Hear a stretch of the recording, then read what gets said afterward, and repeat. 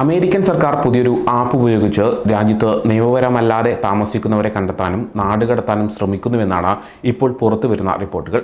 ഈ ആപ്പിൻ്റെ പേര് alien tracking and removal act എന്നാണ്. ICE ആണ് ഇത് ഉണ്ടാക്കുന്നത്. ഈ ആപ്പ് എങ്ങനെയാണ് പ്രവർത്തിക്കുന്നത് എന്ന് നോക്കാം. ഇതൊരു ഭൂപടം പോലെയാണ്. നാടുകടത്താൻ ഉത്തരവിട്ട ആളുകൾ എവിടെ താമസിക്കുന്നു എന്ന് ഇതിൽ കാണിക്കും. ICE ഉദ്യോഗസ്ഥർക്ക് ഈ ഹോട്ട്സ്പോട്ടുകൾ സൂം ചെയ്ത് നോക്കാം. അമേരിക്ക വിട്ടുപോകേണ്ട ആളുകളെ കണ്ടെത്താൻ ഇത് സഹായിക്കും. ഏകദേശം 7 ലക്ഷത്തിലധികം കുടിയേറ്റക്കാരുടെ വിവരങ്ങൾ ഈ ആപ്പിലുണ്ട്.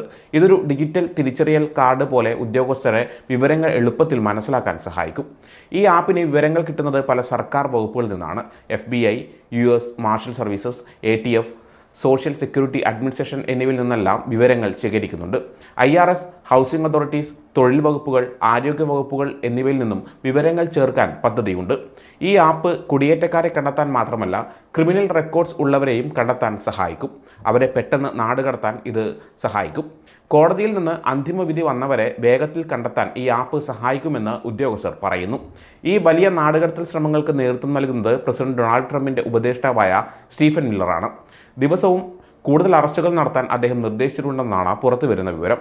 ഈ വർഷം അവസാനിക്കുന്നതിന് മുൻപ് 10 ലക്ഷം ആളുകളെ നാടുകടത്താൻ സാധിക്കുമോ എന്നും അദ്ദേഹം ചോദിച്ചിട്ടുണ്ടെന്നാണ് റിപ്പോർട്ട്.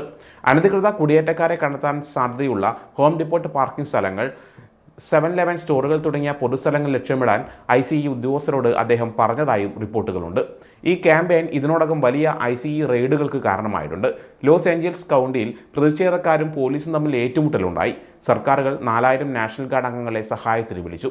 കോടതിക്ക് പുറത്ത് ആളുകളെ അറസ്റ്റ് ചെയ്യാൻ ഉദ്യോഗസ്ഥർക്ക് നിർദ്ദേശം നൽകിയിട്ടുണ്ട്. കേസ് തള്ളിക്കളഞ്ഞാലും വെറുതെ സന്ദർശിക്കാൻ വന്നാലും അവരെ അറസ്റ്റ് ചെയ്യും.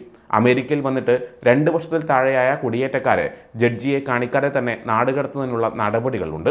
ICE സാധാരണക്കാരോടും സഹായം അഭ്യർത്ഥിക്കുന്നുണ്ട്.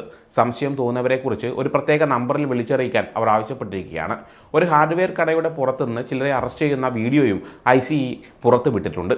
സ്വമേധയാ രാജ്യം വിട്ടു പോകാൻ ആഗ്രഹിക്കുന്നവർക്കായി ഒരു പുതിയ പദ്ധതിയുണ്ട്. CBP 1 ആപ്പ് ഉപയോഗിച്ച് സ്വയം നാടുകടക്കാൻ തയ്യാറായാൽ പിഴ ഈടാക്കില്ല. സൗജന്യ യാത്രയും $1000 ബോണസും ലഭിക്കും. ഈ രീതിയിൽ കുടിയേറ്റക്കാർക്ക് സ്വന്തം ഇഷ്ടപ്രകാരം രാജ്യം വിട്ടു പോകാനും പിന്നീട് നിയമപരമായി തിരിച്ചു വരാനും സാധിക്കുമെന്ന് സർക്കാർ പറയുന്നു. ഇത്രയധികം ആളുകളെ ട്രാക്ക് ചെയ്യുന്നതും നാടുകടത്തുന്നതും സ്വകാര്യതയെയും പൗരാവകാശങ്ങളെയും കുറിച്ച് വലിയ ആശങ്കകൾ ഉണ്ടാക്കുന്നുണ്ട്. കുടിയേറ്റ നിയമം നടപ്പാക്കാൻ ഇത് ആവശ്യമാണെന്ന് ചിലർ വിശ്വസിക്കുന്നു.